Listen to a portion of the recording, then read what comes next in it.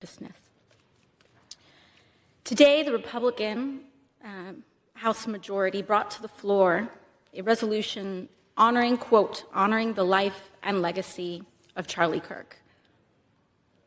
Charlie Kirk's assassination was a horrific and vile attack and incident of political violence.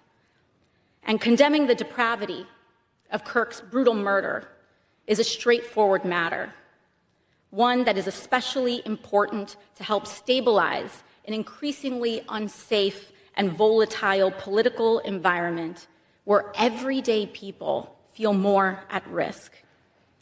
We can deeply disagree and come together as a country to denounce the horror of this killing.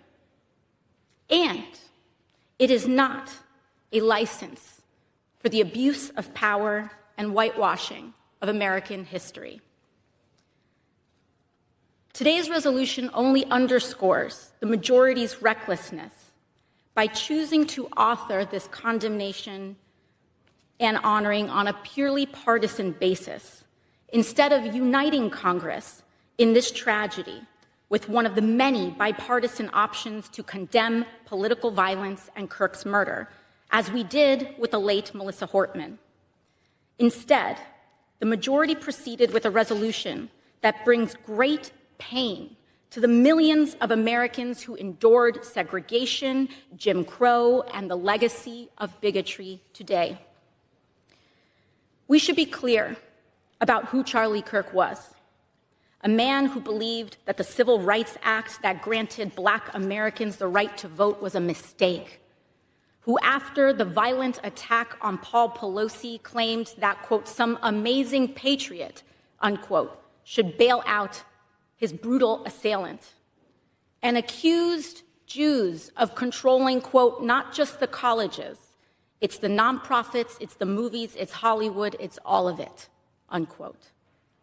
His rhetoric and beliefs were ignorant, uneducated, and sought to disenfranchise millions of Americans, far from the working, quote, working tirelessly to promote unity, unquote, asserted by the majority in this resolution.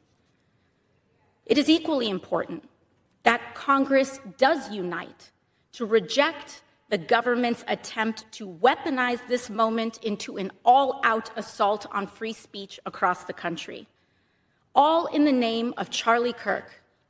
President Trump and the FCC are now cynically threatening to shut down ABC and any outlets who give airtime to the administration's political critics. This is a disgusting attack on the American people and the very First Amendment rights that define us as a country.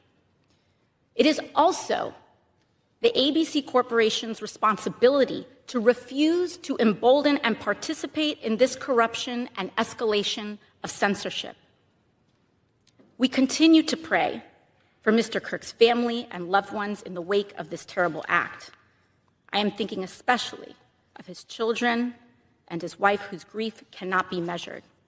And with that, I yield back to the gentleman. I bid the lady good day.